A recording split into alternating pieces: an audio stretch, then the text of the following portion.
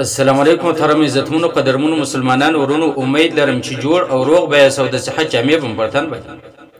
یو ځل نبي کریم صلی الله علیه وسلم مبارک وفرمیل چې د قیامت د علامو څخه یوه علامه دا ده چې زما په امت کې به داسې خلک پیدا سي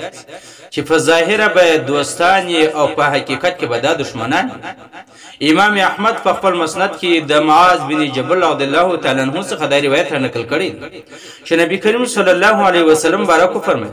چې په آخره زمانه کې به داسې خلک پیدا سي چې په ظاهره به ورونه وي، د دوستۍ اظهار کوونکي به وي او په حقیقت کې به دشمنان وي. یو چا د نبی کریم صلی الله علیه وسلم مبارک څه پوښتنه وکړه د الله رسول داسې به ولې کیږي؟ نبی کریم صلی الله علیه وسلم مبارک د هغه وجه بیان کړه.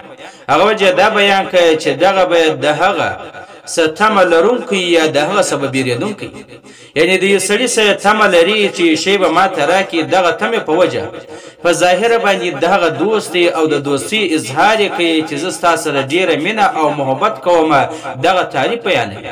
او په حقیقت کې د هغه سره ډېره کینه او بغض، عداوت او دشمني لري چې د دې بل څوک دشمن سته نه. او دویم وجه نبی کریم صلی الله علیه وسلم بارک دا بیان کړ چې د هغه نه به بیریږي، یعنی د بیرې د وجه به د هغه د دشمنۍ اظهار نشي کولی، په ظاهره باندې به د دوستۍ لحاظ کوي چې ته زما دوست او ته زما ورور یې، د ورورګلوۍ لاس پې ورکړی وي او زه ستا سره ډېر مینه او محبت لرم، دغه تعریف به بیانوي.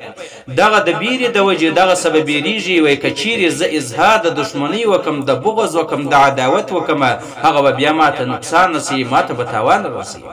نن سبا موږ ته ورته ګورو چې 1400 کاله مخکې نبی کریم صلی الله علیه وسلم مبارک فرمایلي وله او دغه انسانان ډېر عام سوي دي. ته ورته وګورئ چې په ظاهره باندې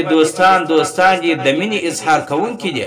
او په حقیقت کې دغه سړی راولاړېږي د کم چا چې د مینې اظهار کړی دی د هغه دشمن دی او خوشحاله په هغه سړي پسې لګیا وي.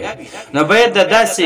داسې شیانو نه اجتناب او پرهیز وکړو. د کم چا سره دوستي کوو د الله تعالی د رضا دپاره دوستي وکړو، او د کم چا سره دښمني کوو د الله تعالی د رضا دپاره دغه سره دښمني وکړو. یعنی یو سړی دی د الله تعالی عبادت کوي، د الله د رسول پر لاره باندې روان دی، د دغه سړي سره مینه او محبت وکړو چې دا د الله تعالی دوست دی. او کم سړی دی د نبی کریم صلی الله علیه وسلم مبارک پر نقش قدم باندې نه ځي، د نبی کریم صلی الله علیه وسلم د سنتو مخالف دی، باید دغه سړي سره دښمني وکړو چې دا د شریعت مخالف دی د الله تعالی د رضا دپاره. نو بیا به په دنیا کې هم کامیاب یو، په آخرت کې به هم کامیاب.